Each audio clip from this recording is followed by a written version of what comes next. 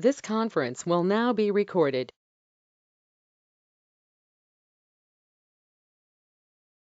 And we're back. They're on the way up. Downstairs. Oh, wow. Well, that was interesting. No.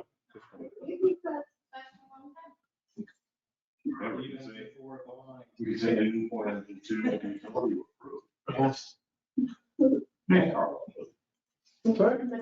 Everything is credits. Yeah. In the boat. Boat two? Yeah. Gator? Ariel? Pretty small.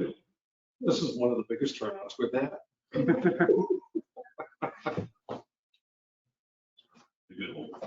Should I hit I am responding? Comes it out. On scene.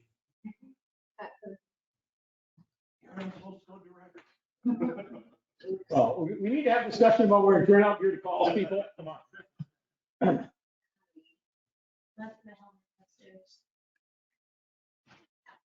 course, then the duty crew comes back and they have no idea what just happened.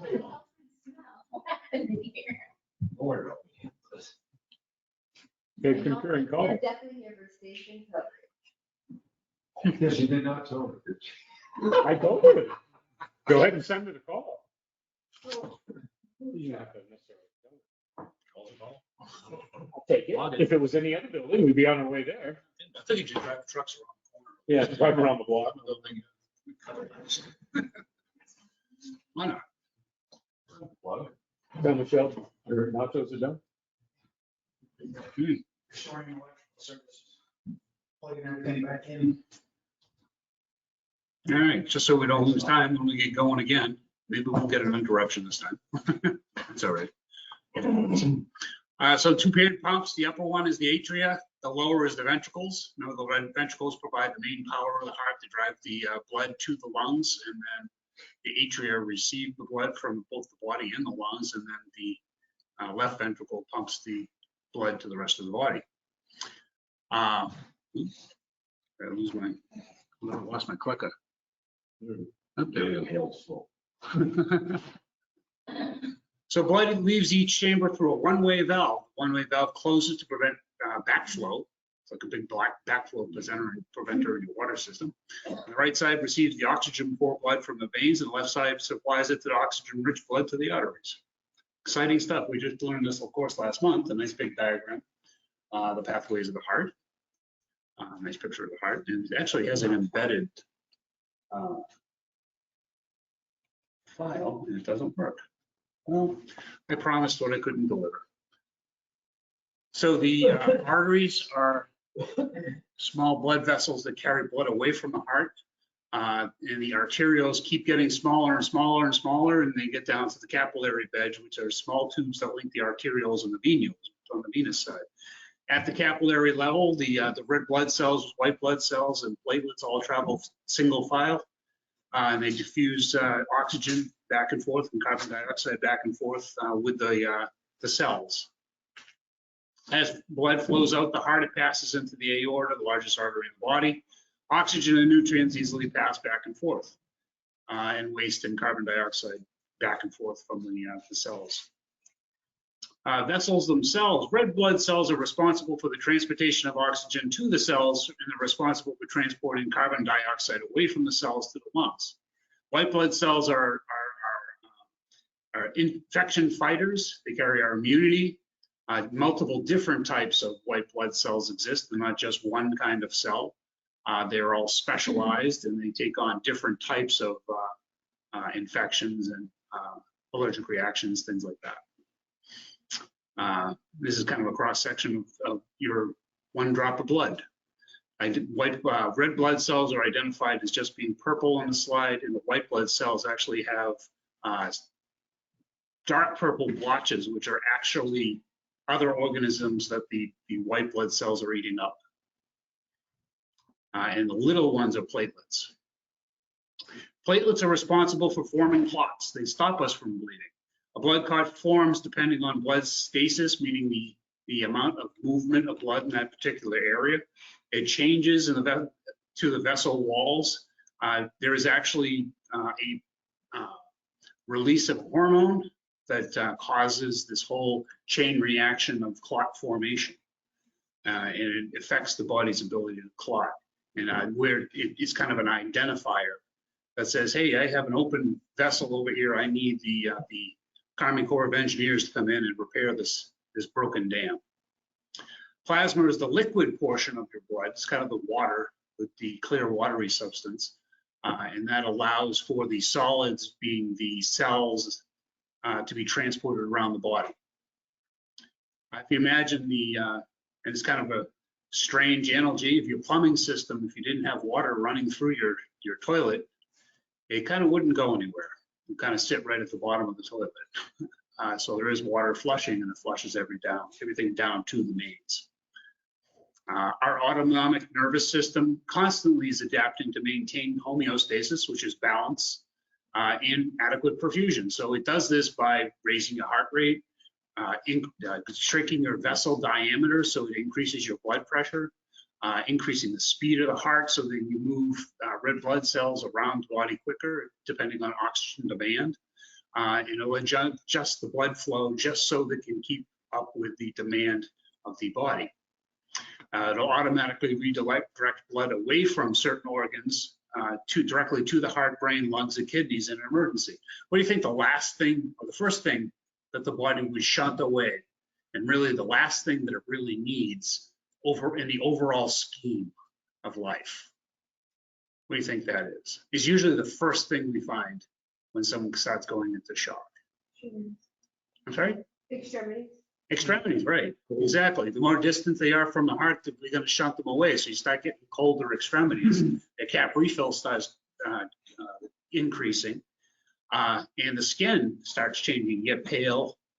They start to get sweaty, moist, stuff like that. So it's shunting blood away from the skin in order to get it to the core, to keep the brain, the lungs, the heart, and the kidneys all functioning when it starts losing its vascular tone or starts losing its ability to perfuse the rest of the body.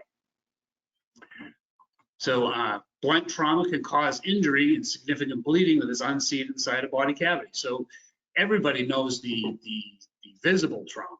It's the invisible trauma that really scares most people, because we can see the hole, we can patch the hole or the crack or the crevice or the cut or the laceration, but it's the stuff that's unseen. So how do we decide whether or not somebody might have something going on inside versus outside? Rigidity. All good answers, all very good answers. So the number one we start with, of course, is our index of suspicion. Mechanisms of injury, index of suspicion, however you want to term it. Obviously it starts right off the bat with dispatch. If we're dispatched to someone who's having shortness of breath sitting in their house, laying in bed, are we going to have a huge index of suspicion for internal bleeding? Not really. You'd have to drive me down in that direction a little more before it was suspicious. But we get dispatched in the middle of the night for a motor vehicle accident, rollover with ejection. What do you think there? That's a high index of suspicion. So of course that's going to drive us which direction we're going to be thinking. And then we start going into the idea of some of our physical findings. The significant amount of blood loss will just cause plain old physical signs and symptoms: pale, cool, diaphoretic, tachycardic, hypotensive, altered mental status, unconsciousness, things like that, as they start taking away the ability to circulate blood and circulate oxygen around the body. Patients with certain types of injuries, such as penetrating trauma, if I take this little stylus here and I jab it in someone's chest and leave it there, where's the mechanism there? First of all, we got penetration of the chest wall, right? We managed to figure out how to get it between the ribs, because obviously the plastic won't penetrate the ribs. But we've got a hole there. We've left it in place. Do we take that out? No, why? Keeping everything there, right? So, even if it's penetrated some of these intercostal arteries or veins, it's probably stopped the drain. It's probably like putting a big plug in the way, and it's going to help us out in the short term. So if we take that out, we're probably going to cause damage on the way out, but we're also probably going to open up vessels that are not visibly bleeding on the outside. Are we concerned about bleeding inside though? Always. So how are we going to determine if somebody's bleeding on the inside? Sure, we'll start with vital signs.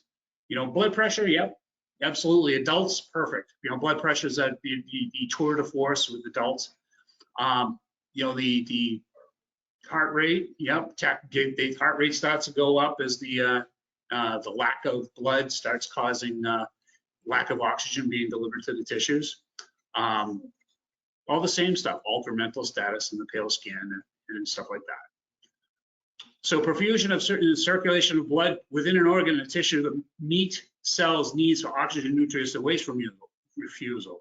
Perfusion is the technical term for shock. Adequate shock, excuse me, let me scratch that and back up a sec.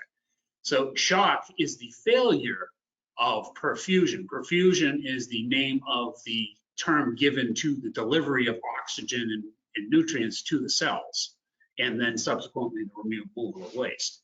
A failure of adequate perfusion is the definition of shock. So any type of interruption of that particular mechanism is a type of shock, and there are a number of different actual types of shock out there. For this portion of everything, we're going to talk specifically about one kind of shock. That would be hypovolemic shock, which is from the loss of blood or other bodily fluids, because this is bleeding lecture. So some tissues in the body need a constant supply of oxygen. Constant, cannot be interrupted. When we interrupt oxygen levels in these particular tissues, we get instantaneous, if not sooner, physiological changes. Number one is the altered mental status. Okay, any kind of altered mental status. They can be anxious, they could be, falling asleep, they could be, suddenly not acting like they've got, their elevator going to all floors. So any reason for interruption of oxygen will cause some kind of altered mental status. Even anxiety can be a type of mental reaction to shock, inadequate tissue perfusion. Other tissues in the body, such as the muscles, some skeletal muscles can survive hours without oxygen, which is how we do surgeries. They put a gigantic tourniquet proximal to the surgery site on your extremity, and they do knee replacements and hip replacements and things like that, cutting off the oxygen supply for hours. They can survive. So as you know, and some of you who have been in EMS for quite a while know that these disappeared for a while. This is a tourniquet. New Hampshire got rid of them completely. They were considered taboo. They're back. So the theory goes is they thought it was causing a lot of damage. You're robbing oxygen of the tissues, so you're going to cause damage. But they found, the military, one of the good things about warfare is military medicine increases exponentially when we're under arms and when we're facing warfare. So soldiers are now preloading their arms and legs with tourniquets, and they found over the years, because of the surgeries and stuff like that, that muscles can survive a large period of time without oxygen. So cranking down the tourniquets have come back into favor. But that's just muscles. We've got other muscles, like the heart muscle can't really survive very long without oxygen. It's got to be really reduced. The consumption of oxygen of the heart has to be really reduced in order for it to survive a long period of time without oxygen, which is why when you go through a transplant, they put the heart on ice and they monitor it with electrodes. So all organs and organ systems are dependent on adequate perfusion to function properly. Death of the organ system can quickly lead to death of the person, which is usually what happens. And it's sometimes you end up with kidney failure. If the kidneys have not been adequately perfused, 3-4 days down the road, the person ends up dying from acute kidney failure. even though we've done our best to fluid resuscitate them, which is why now they went from dumping a lot of fluid into a patient, 2 large bore IVs, dumping them wide and stuff like that, to judiciously using crystalloid fluids. So as I was saying before, the heart requires a constant supply of blood. The brain and the spinal cord may last 4 to 6 minutes. We know that from CPR. Kidneys may survive 45 minutes. Skeletal muscles may last 2 hours. They've actually extended that quite out a bit more. But you start with neurological deficits and muscular deficits and dystrophies like that. Basically, it's all based on normal body temperature, all the research. So as you cool a patient, it actually increases your time. But that doesn't mean we want to let our trauma patients get cold. That's been known to kill our patients. So external is kind of obvious. You slice into someone's arm, or you break the skin in some way, it's going to cause some sort of bleeding. Depending on how deep you go, will usually determine the amount of bleeding that's going to happen. Even when you don't break the skin, things like nosebleeds, it happens inside the nose, generally, usually up in the bridge of the nose, and they just pours out the nose or down the back of the throat. Really difficult to stop nosebleeds are sometimes, and sometimes they have to go to the ER just frankly to get a nose tampon put in and inflated, and those are uncomfortable as heck. But it happens. But then we've got the external wounds, which is what we usually concentrate on in EMS and first aid. And we can usually get those under control. I very rarely have any problem getting external bleeding to stop. It's the internal stuff that really causes more problems, especially with the return of tourniquets. So with serious external, it may be difficult to tell the amount of blood loss. There was a patient that I recall that recently that actually bled into a bathtub with water in it, but the bathtub water was dark, so it was it was really hard to tell really how much blood he actually bled into that bathtub. And it was a circumferential self-inflicted knife wound to the arm. He basically went down and then around the bicep, got a bunch of major arteries. Yeah, so it was difficult to assess, and sometimes our local physicians kind of get myopic, and they really start just focusing on what they're seeing in front of them and not really remembering that the cardinal signs of shock is the skin changes, super dreadfully pale, looking grayish, kind of, super tachycardic. So when somebody's really in shock, their heart rate's way up there, 170, 180 beats a minute, going real fast. And now in a cardiac patient, 170, 180 beats a minute, we're really concerned about that. That's something we got to slow down. But this person, that's their compensatory mechanisms. But if they're low blood pressure, their heart rate's 180 in a traumatic event, they're really in profound shock. So our bodies really will start not tolerating any type of blood loss greater than 20%. So we carry, adult male, about 6 liters of blood.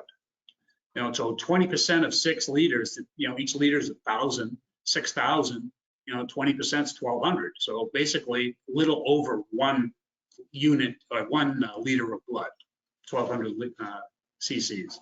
So a quart, roughly, for us Americans. So that's not a huge amount of blood. If you think about it, this is a quart. Really, it's not a lot. If I could actually chug a lot of this, and a lot of guys that drink beer do chug a lot of that amount. So in the grand scheme of things, that can be 25, 30 seconds with a good wound. So there's your 20%. Now the person's going to be in profound shock.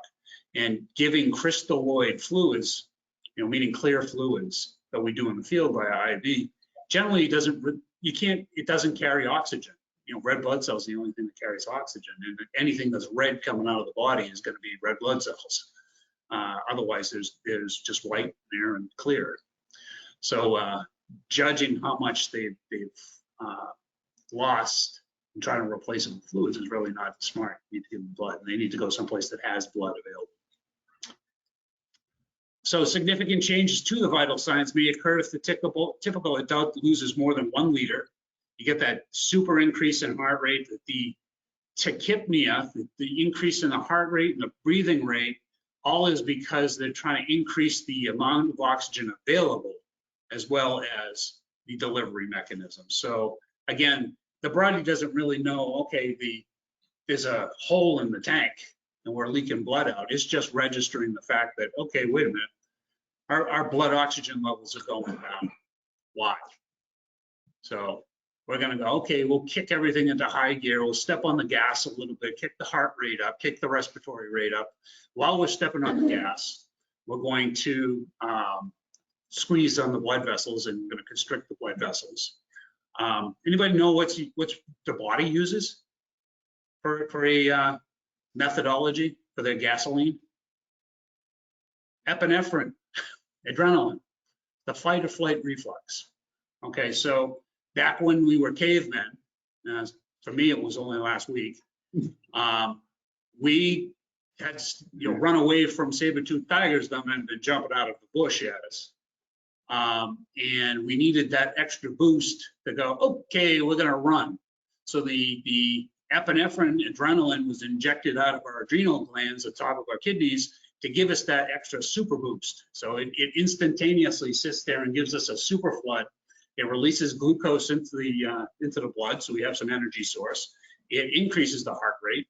It constricts the vessels, so it increases the blood flow and blood pressure, and it also increases the respiratory rate to increase our uptake of oxygen. So we can just get out of the way of that saber-toothed tiger and then go back to what we were doing, hitting women with clubs and dragging them around. I think that's what they did back then. So that fight or flight reflex kicks in, so it kicks everything into high gear. But with the loss of blood, the one mechanism that it really is trying to do is trying to raise the blood pressure to get that circulatory volume around a lot quicker. But what's happening is a kind of an opposite effect where the constriction's happening around an empty tank. So the vessels are constricting, but the blood's not going anywhere any quicker, so you end up with a decrease in blood pressure. So how well we compensate for blood loss is related to how rapidly they bleed. If you bleed at a rate of 1 unit of blood over 15 to 20 minutes, that's kind of okay. We can try to compensate relatively slowly and kind of pick up the pace with that. And that's the theory of donating blood. We donate one unit, which is 500 cc's or 500 milliliters, roughly 12 or 14 ounces. Over 15 to 20 minutes, the body compensates well. And then we go and we sit at the picnic table, have a juice and have a cookie. And we're able to replace that over the course of a couple of months. Similar blood loss occurs a much shorter period of time. They may rapidly develop these signs of shock. And also things like age. A little old lady that's 90 years old and falls and perforates one of her varicose veins can really bleed out pretty quickly because she's small and she's frail, and those varicose veins bleed like that. So pre-existing conditions may precipitate things. Other things, the mechanism of injury. Let's combine a bunch of things all together. They have a quickly fractured pelvis that is now bleeding into the pelvis, and they've also got chest trauma, and they've also got head trauma, and nothing's working all at this way, same way it's supposed to work. So now we've added a bunch of stuff on board, and it's now multi-system trauma, and the body's trying to compensate for a bunch of things going on at once. This is the overwhelming fire that has happened. We've got way too many units that's all beyond our control, so we kind of failed that way. So any patient that has just a poor general appearance, their body's no longer compensating. So they're going to, quickly go downhill. Any signs or symptoms of shock, the paleness, the coolness, the diaphoresis, the tachycardia, the tachypnea, the low blood pressure, slow cap refill, all these things are going to be significant. One of the big ones, though, is the arterial bleeding. We hit an artery, you're pumping it out at the same rate the heart's going, and as it starts losing blood, the heart rate starts kicking up and pumping it out even faster and faster if we don't actually stop it. But differentiating between arterial bleeding is basically the squirt. If they've got the squirt in time with the heart and it's active like that, you can pretty much determine that that's an arterial bleed. Maybe a big artery, maybe a small artery, but it's pretty much an arterial bleed. It's brighter red, it's super red rather than that dark purplish red. Brighter red means it's oxygenated, so it's on the oxygen side. The darker red to purplish is deoxygenated blood, so that's going to be a lot darker, and that's going to be the venous bleeding. You can bleed out significantly from venous bleeding if it's not stopped quickly, but you can also get one of your largest veins in the body and bleed out even more rapidly than an artery, depending on where they both are. Venous bleeding does not spurt, though, because it is indirect. If you remember from anatomy, the venous side is low pressure, meaning that the pressure from the heart has to go all the way through the rest of the body and has to go through the capillary beds to get to the venous side, so it kind of reduces the pressure. And that's where we get our diastolic side from, and that's why it's just steady bleeding. Capillary is very slow. She does it every time she goes to work. Usually cuts something on her fingers in the machine shop. It oozes steadily and aggravatingly, and usually they're the most painful too, I believe, because you get a paper cut, man, that's worse than getting a knife. Clotting factors, bleeding will tend to stop on its own rather quickly within 10 minutes. It's what happens in that 10 minutes that really determines how quickly it's going to stop and if it's going to be effective. If it's pouring out like the Hoover Dam, the 10 minutes, they may not have that 10 minutes. They may run out of blood in that time frame. The end of the vessel begins to narrow, it reduces the amount of bleeding. Then the clot is able to form as the pressure goes down on that wound. But if the clot is not able to form lattice across the wound, the bleeding will continue. A lot of times what happens is the bleeding is so severe and so heavy flow that it's just washing the clot factors right out with the rest of the blood, not having enough time to latch on.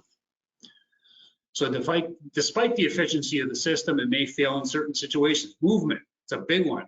A lot of times what happens if you have a big wound and they've sewn you up with sutures and everything, they'll put a soft splint on you to keep you from moving that wound itself, to prevent you from moving it around and opening up the wound again. Medications, of course, now they're, we used to say, anybody on Coumadin? Well, now we've got a whole gamut of medications out there that are designed to be clot busters of some kind. The Eliquis, the Pradaxa, any of those, factors that they're coming out with to take care of AFib. There's a half a dozen of them now. So they're all going to affect how quickly someone's nosebleed starts. Removing the bandages. We're human. We have habits that we pick up when we're kids. We get a nosebleed, we put the tissue up to the nose, we're holding it there. What is the first thing we do usually? We say, oh, hey, wait, I don't think it's bleeding anymore. They take the tissue off the nose, off the nares or off the bridge of the nose, whichever they're actually doing, and they look at it to see if it's still bleeding. Usually there's a clot attached to that tissue, and it pulls it right off and they start bleeding again. I loved it that I had a gentleman, we used to go to his house all the time for the same thing. It was always a nosebleed. He always had, because he had super dry air in his house, because he had wood burning stoves everywhere, plus a forced hot air system. And he would get nosebleeds, and you just sit there, and then he'd blow his nose. As soon as he got the nosebleed stopped, he'd blow the nose, because he didn't like the clot sitting in his nose and sometimes hanging out. So he'd go, start it up again. Oh, I've been doing this for hours. A pile of the trash bag full of Kleenex. You got to stop blowing your nose. Did you notice a pattern? It's a pattern. We try to teach him every single time, but that little barrel of Heineken that he was drinking beforehand, kind of didn't exactly make him 100% all the time. Our external environment, dry air, We've actually, I've had partners go home from work because suddenly their noses started bleeding, and because of the air that's in the stations, dry air, and some of them susceptible to bleeding. Outside, some of the cold air sometimes does that. Their own body temperature, low body temperature actually stops bleeding pretty well. Applying ice to the bridge of the nose can help stop nose bleeding. And the severity of the injuries. There are, of course, factors out there, human factors that prevent bleeding from stopping, hemophilia A and B. These actually need factors to help them stop bleeding. They go in and get the hemophilia A, B factors from the hospital. A lot of them carry them on them. I know I had one of the Portsmouth firefighters' sons. He's actually retired, so I don't even have to refer to him as a Portsmouth firefighter. His son has hemophilia A. He carries a kit with him, and they know when they have to inject it and when they don't. They may spontaneously bleed, just contact, brushing up against them sometime, depending on how serious they are, how well controlled they are. And all injuries are potentially serious with them. They don't play football at all. That's really bad. These patients should be transported for evaluation. I, as an EMS provider, even if they've given their factor to themselves and stuff like that, if they've called us, that's significant enough for me to transport them to the hospital and really try to be kind of aggressive with explaining that we really don't have X-ray vision. Nobody really does, and they need to go and get evaluated. Internal bleeding, on the other hand, is the stuff we don't see. So we have to rely hugely on our assessment techniques, our significant factors that are presenting with us that may cause us to suspect that it can be very serious with no outward signs. The injury or damage to internal organs result in extensive internal bleeding, and it can cause hypovolemic shock. So, I mean, anything that injures any of the solid organs, such as the liver or the spleen, can cause significant internal injuries. Stomach ulcers are still there. Even though they have identified that the stomach ulcer is caused by H. pylori bacteria, they still really have them out there. One of my paramedic partners had one back in November. She ruptured the bloody thing and she was bleeding right out the mouth. And I'm like, holy Christmas. So she got that taken care of. She had to get rushed to the hospital for that. Ruptured spleen, you're going to want to really look at your mechanism of injury. Contact type of sport, usually sports are really big. Seatbelt, hockey, football, skiing. We had one at King Pine this past winter, and the kid just went right into the bloody lodge. Right into the lodge, just came right down the mountain, didn't stop. Ruptured spleen. Broken bones anywhere near the liver or the abdomen, any place that contacts with soft spots. The femur is a big one because the femur can hold large amounts of blood, pelvis, those things. And the mechanism of injury for internal bleeding is usually high energy, some kind of high energy. Contact, high energy too. So football players, hockey players, all of them, those are high contact, high energy sports. So it's going to affect the transference and of that energy to the organs. Blunt trauma, again, football contact injuries, the old helmet right to the guts, drive them up the gut. Penetrating trauma, gunshot wounds, gotta love them. It doesn't happen a lot, but how about something simple where we're in areas that have horses and cows and sheep and things like that, just fence posts. Ossipee Valley is known for the snowmobile. They invented the snowmobile supposedly. There's a lot of snowmobiles around here. We've had a couple of significant snowmobile accidents over the last 6 months. Penetrating trauma, geez, well, I didn't see that tree coming. But remember your assessment techniques, your DCAP, BTLS, deformities, contusions, abrasions, punctures, penetrations, burns, tenderness, lacerations, and swelling. Any of those could affect the amount of bleeding and you're going to find. It's not always caused by trauma. Spontaneous internal bleeding. So things that are non-traumatic, the bleeding ulcers, colon bleeding, the GI bleed, You'll never forget that. Yep. Once anybody not smelled the GI bleed before, a real GI bleed? Oh, you guys got to introduce them. You're like, whoa. Oh, you'll never get rid of it either. It's like a 2-week-old dead body. You'll never get that smell. Ugh, nasty. Ruptured ectopic pregnancies. Nasty hoo-ha. So it happens. Super severe, the trick with that though is the super severe abdominal pain with discharge. That's where you know it's ruptured and there's some external bleeding going on plus the internal bleeding. That's a hallmark right off the bat. So they need to go to an OB capable facility with surgical capabilities. Huggins is not OB, right? No. Right, so go south to Wentworth Douglas or yeah. Concord. Concord. It's a long way to go. Yeah, well, Oh, we have no arms. Stop it and send it. yeah. I mean, truly, it could be handled by It's not Right. technical. General surgery. they'll take care of that. Aneurysms. So aneurysms, hallmark with those are, a tearing kind of pain, even in the chest, and usually involves the abdominal aorta, but a lot of you can do it in the chest.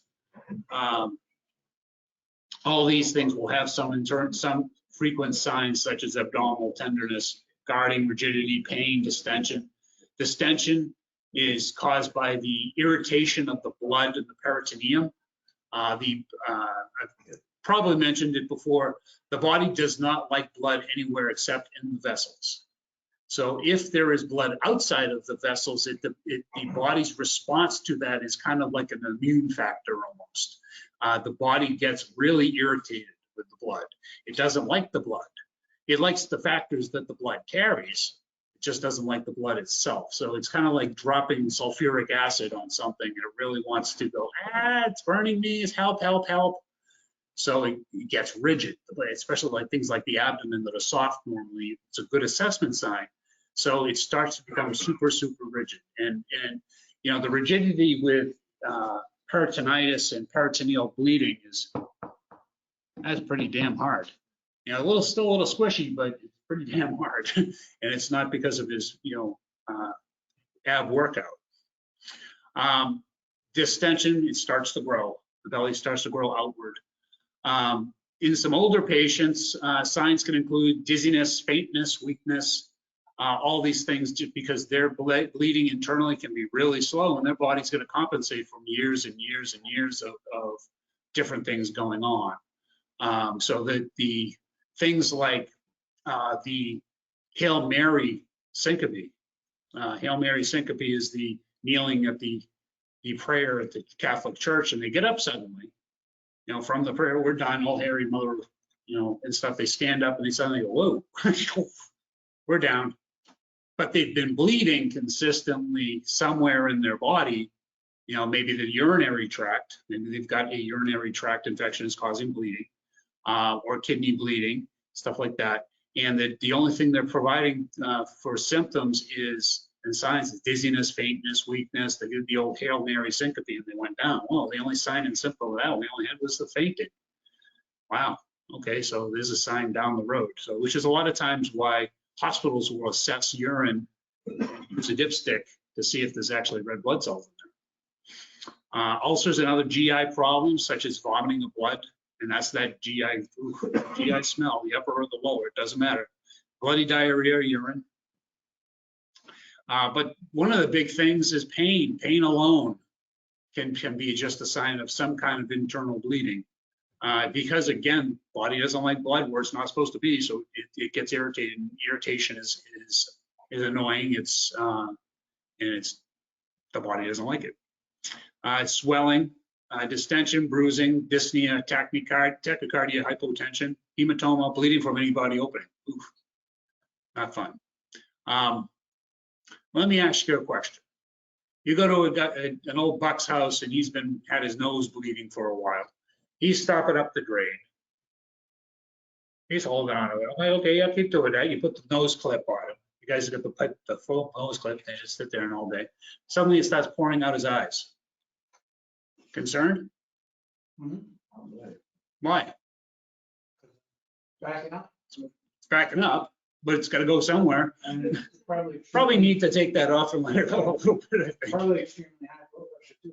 Maybe, but if you remember your tear ducts, which are right here on either side. There's a couple, actually, there's uppers too, but for the most part, we're concerned with the ones. These actually drain directly into your sinuses.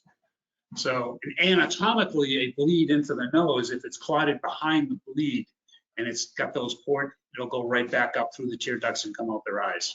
It's kind of ironic that happens. But yeah, the bleeding's not stopping, but it's not, his eyes are not bleeding. It's from his nose still. So it can be an indication of higher blood pressure, like you said. So some of the assessment techniques with nosebleeds, number one, we like to ask, do you have any ringing in your ears?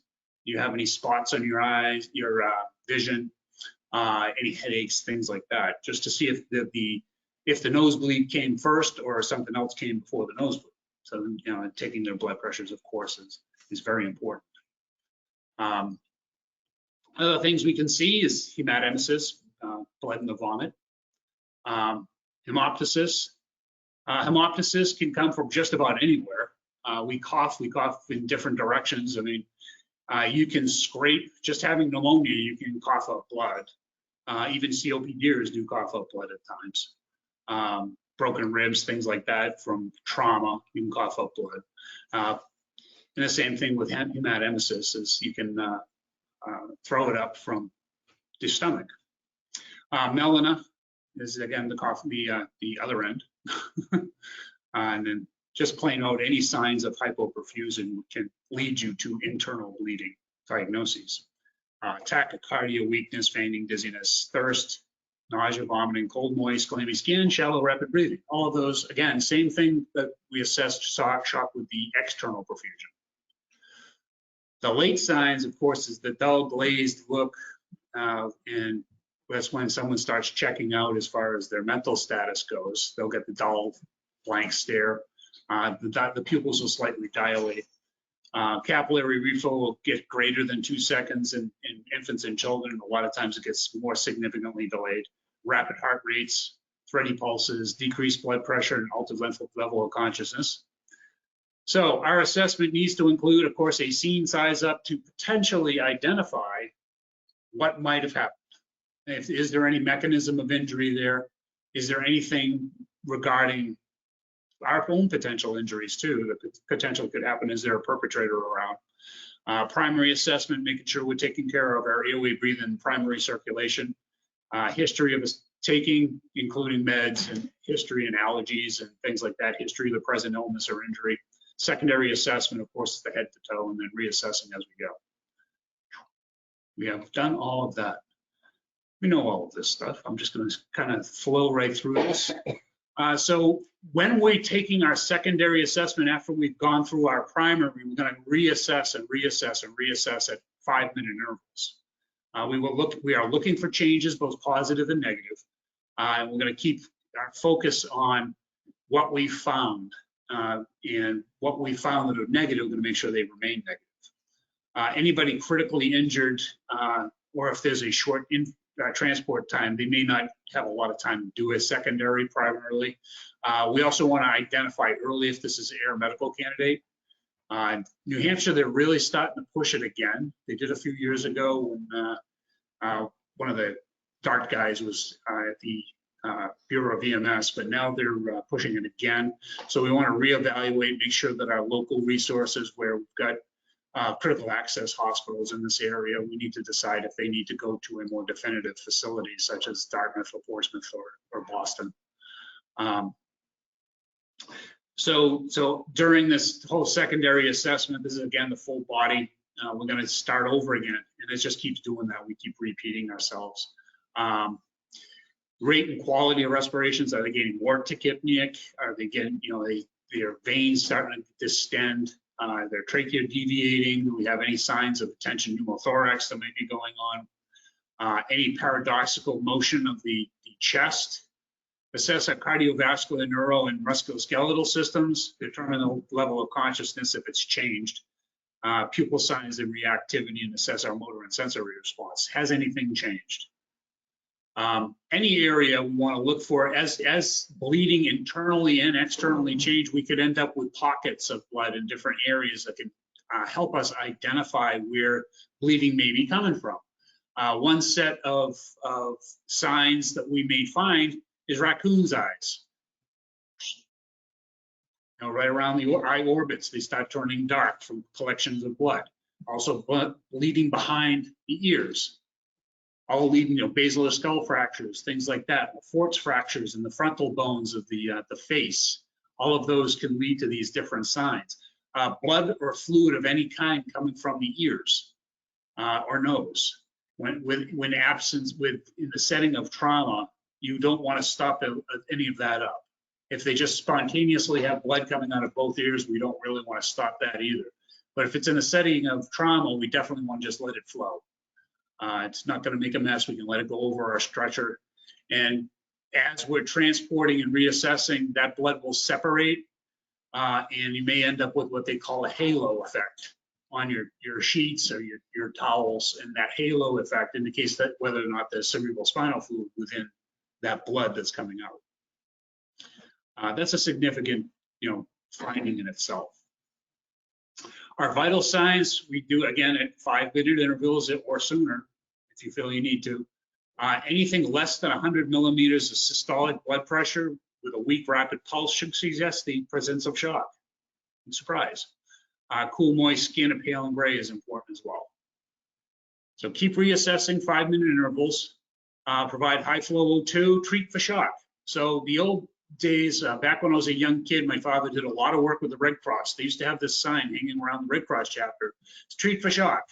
If the pale, raise the tail. If the red, raise the head. Simple. Obviously, if they're red, their blood pressure is probably okay. So sitting them up is pretty okay in itself and may help them overall. But if they're pale, pick their feet up. It may help with the perfusion of their vital organs. Don't delay transport to complete any kind of assessment other than your primary and keep the basics going. Communicate and document everything, describe mechanism of injuries, all relevant information needs to be relayed and kept for continuity of care. And I'll document all treatments. So our treatment for external bleeding. This is the meat and potatoes, of course. What's the first thing we do? Protection. Right, bring your 9mm automatic, right? Sounds good. All you gun aficionados. Right, scene safety, BSI, all the time. Gloves, gloves, gloves. Two pairs of gloves are not a bad idea. You know why? Right, exactly. You don't have to take that extra step. Just pull them off and then you got another dry glove, you're all set to go.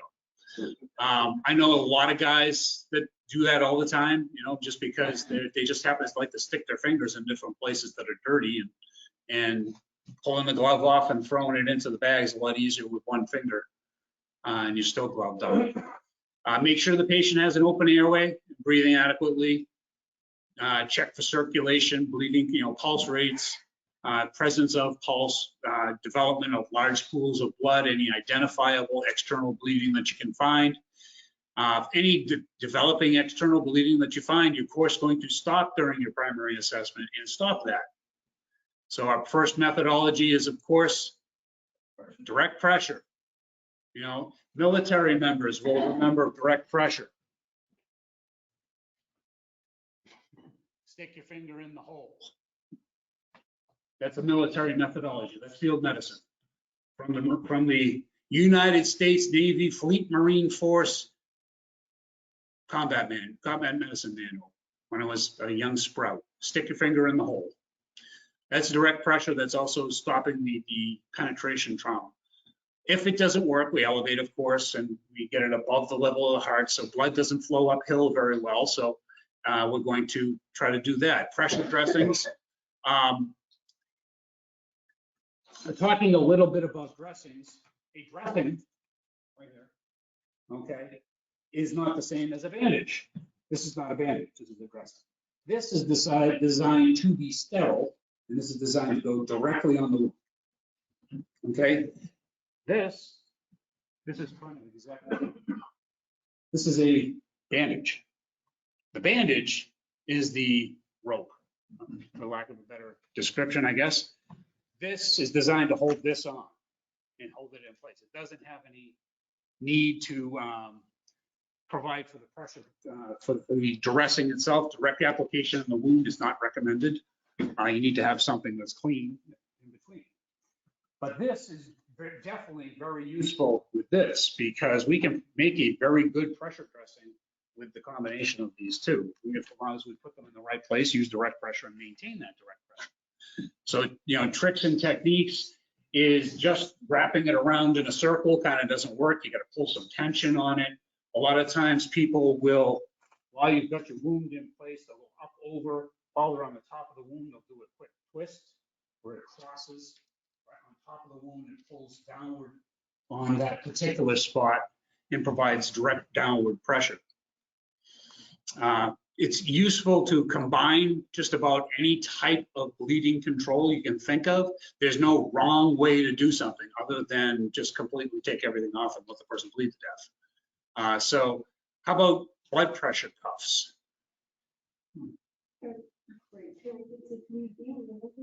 They're a lot more comfortable than these. So this is a combat application tourniquet, CAC tourniquet.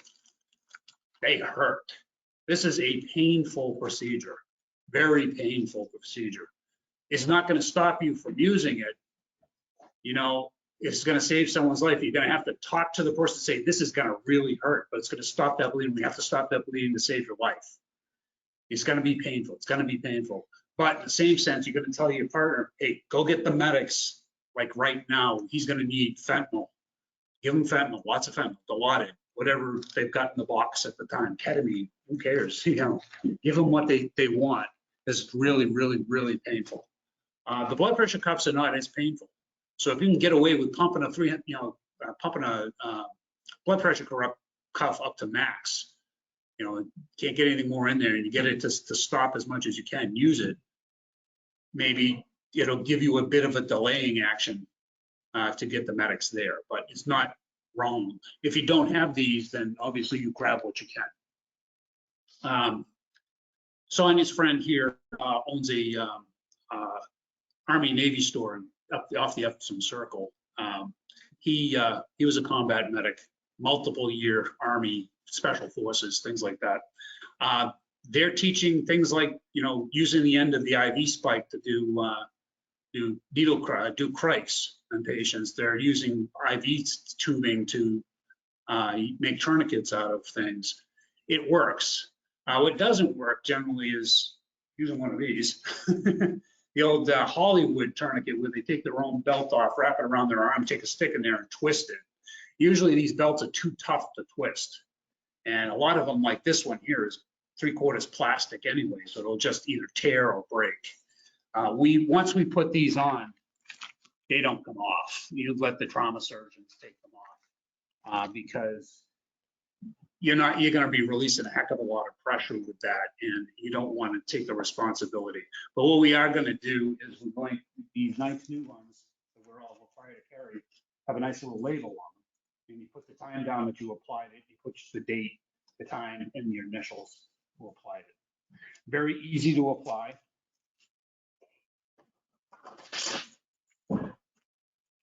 If you get it lined up right.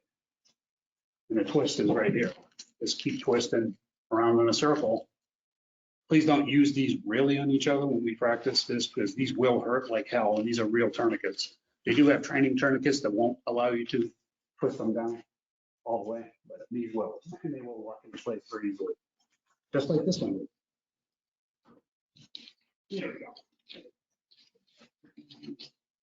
So very easy to apply. Keep twisting. You can lock it down. Simple application. You keep this in here, stuff it in just like that. Now it's applied. Then you put your your time and your date and your initials on there that you applied it. How far down do we go? How long do we twist it? Till the bleeding stops, right? You know, and don't fall for the trick that the bleeding eventually stops, because you got to make sure they still have a pulse. Excuse me.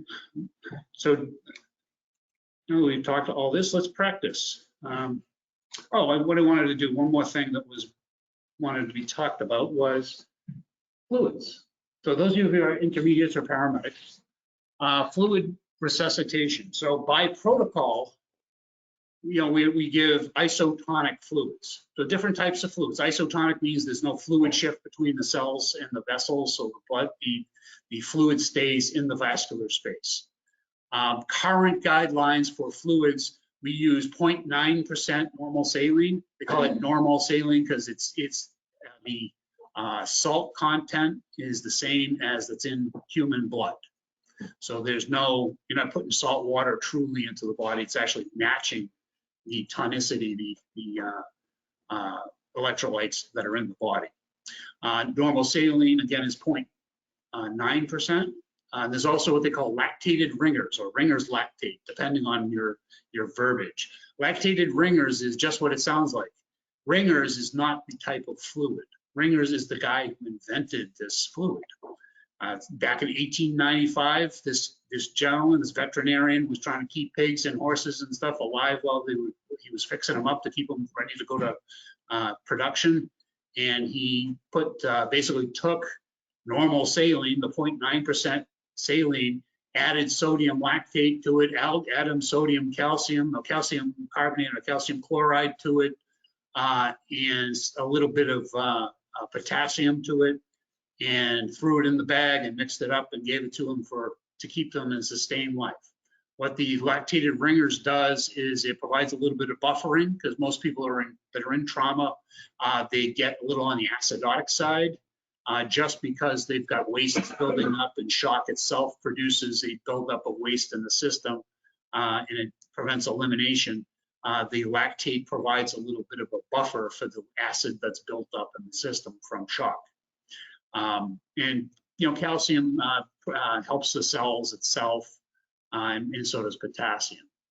So that's why, you know, a lot of times, like burn patients will get a lot of lactated ringers because it has potassium potential in it, and buffers and things like that. And a lot of medics will give, and hospitals will give lactated ringers prior to surgeries, traumas, things like that. And that's where you'll hear the difference between the two. But they are both isotonic fluids, meaning they're not going to cause any fluid shift. So the current guidelines for fluid resuscitation. Now, I mentioned earlier today, or earlier tonight, that used to be that we would start 2 large bore IVs on every patient and get fluids wide open, flooding the body with fluids. You know, clear fluids. You know, it's funny because it's a running gag that it was. You know, we've run so much fluids into them that they would bleed pink or they would bleed clear. You know, there's all just fluid in there, and fluid does not carry oxygen. All it does is make the red blood cells and the white blood cells have something to move around the body in, so it can actually get to the distal systems. So we want to make sure that, you know, we don't overflood, but we want to provide enough to support their system. So the judicious EMS provider will use some kind of formula, whether it's in their head or just, you know, a standard practice is usually 10 to 20 milliliters per kilogram of body weight. Now, I don't know about you, I'm not very good at estimating someone's body weight. You know, I can look at him and say, yeah, he's probably 170. How close am I? Pretty close. 200? 230. All right. Well, I was giving him the benefit of the doubt. Okay. So 230. That's a good number to work with. 230 is a good number. You know why? The math is easy. You know, you know, I just estimate that as like 110 kilos. There we go. Okay. 110 times 10. You know, you got it. Everybody's 100. You know, I mean, it's pretty easy. So there's a good place to start. Give them 1 liter of fluid. You know, simple enough. And, you know, if you want to, and you assess them, you make sure you're not putting them into fluid overload. You reassess their lungs. You know, that's the primary area you're looking for. And also, of course, making sure they're not clear out the wound if you haven't stopped the bleeding. But it's very important that we use that in a controlled method. We're no longer flooding them with fluids. And everybody used to get a 14 gauge. Oof. Give me that 14 in the hand. Youch. But the using it slowly and being more effective and judicious with fluid is very important, because ultimately they do need blood and a surgeon to take care of their problem. We're only going to be kind of discussing it. Another thing I want to talk about is the hemolytic gauze. You've heard of the quick stop gauze pads. So does anybody know how to use those? So there are a couple of different types. There are ones that are exothermic. Okay, meaning they get wet, they get hot. They get hot fast. So you put them on a bleeder, and it mixes with the water, and the chemical reaction that causes it to gel and stop the bleeding has an exothermic reaction. So it's actually very hot when it does this. And most of them do that, but they don't really feel it. So, but you know, those are the ones that are basically gauze that's left in place. There's the true method you're supposed to use with these hemolytic gauzes. You actually pull them out, string them out, and you start stuffing them into the wound.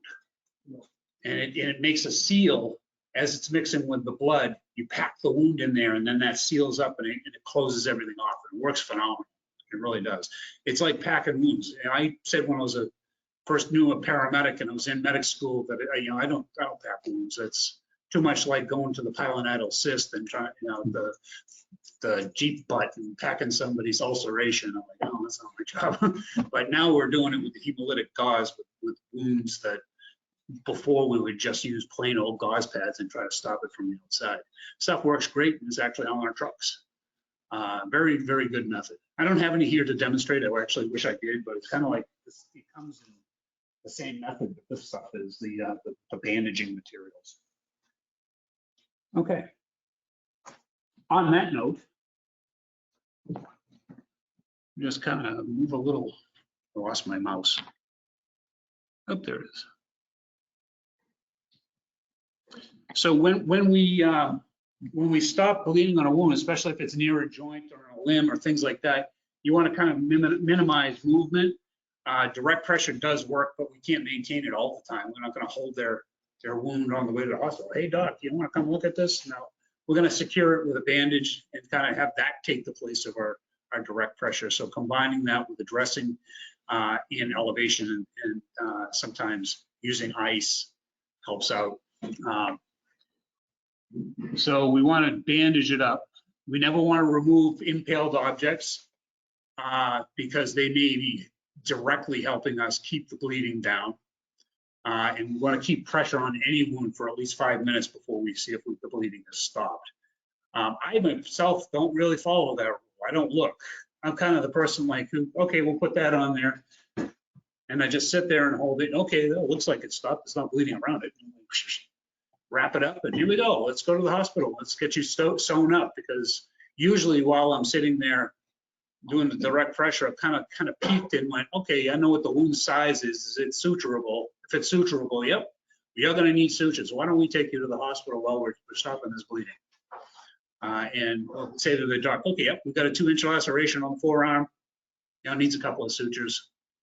Here we come. And that's about it. And, we can also assume that potentially there are fractures. Pressure dressing, we want to firmly wrap these self-adhering bandages, which are those, and stretch the bandage tight. I wrap them all the way around and come up and I back loop the bandage, and I make a knot right on top of the dressing, and it keeps downward pressure. Very good. But we want to double check right down distally, check their CSMs, make sure they can still get a distal pulse. All right. Yeah, we talked about that. So back when I was a young sprite, again, we actually, our tourniquets were simply triangular bandages with little white wooden dowels. And they would put those together, wrap them together, and put a bow on them. Say, here's your tourniquets. Got to carry 2 all the time. Now we've got these great cat tourniquets, which are now the dowels and the triangular bandages are now forbidden. But if you remember, if you're doing this in the field, if you're doing this at home and you don't carry one around, like I don't carry anything pretty much, using something that, a shirt even, wrapped around, twist it in a stick, it works. Ambulance work, I used to actually, when I did supply, I used to actually have them carry air splints on the ambulance specifically for hemorrhage control, because they can put the air splint on there and blow it up, and it actually puts great direct pressure and it's surrounding pressure on the entire wound. Obviously, it only works for extremities, but it does work quite well. Stabilization with rigid splints. Traction splints, if we're suspicious of femur fractures, it can do both. It can take pressure off the femoral artery, which is already stopping the bleeding, and you can end up with a bigger problem, or it could actually help you by occluding a femoral laceration or potential for one. We do need to monitor circulation. Everything else we've talked about. Bleeding from the mouth and nose, we don't stop it. Epistaxis, how to control that. And high flow O's, oxygen. When you're oxygen depleted and you're in shock, you have an oxygen system, a delivery problem, I think it'd be a good idea to put them on high flow O2 just to bridge that gap. All right, so perfusion is the circulation of blood where inadequate amounts of oxygen is delivered to the cells. We need to be able to deliver oxygen, nutrients, and we need to remove the wastes. Hypoperfusion or shock occurs when cardiovascular system fails to provide adequate perfusion. Internal and external bleeding can cause shock. We got to learn how to control them by direct elevation, direct pressure elevation, pressure dressing, tourniquets, and then splinting reduction. And internal bleeding, we've got some vomiting blood, black tarry stools, stuff like that. Distended abdomen and broken ribs. All right, that's all for that. Would we like to do some practical application of bandaging? It's up to you guys. I definitely, this is kind of a quick, dry subject that kind of we all covered in probably the first week of our basic EMT class. I know I covered it with the American Heart Saver first aid course in about an hour, and it really doesn't get any better, no matter what level. The paramedic level, I think we covered in an hour or two, because it really doesn't do much. But the fluid resuscitation part is something that changes all the time. Next week, it may be something completely different. Burn formula is 6 times whatever you do for just your basic trauma call. So you're getting 6 liters of fluid within a few hours. It's kind of amazing, the Parkland formula. All right, that's all I've got for today. Do you guys want to play with these tourniquets? If you haven't, I suggest you just really look at them and become familiar with them, how to put them on, because it's never good to look at a tourniquet and play with a tourniquet, learn how to cinch it down in the middle of the call.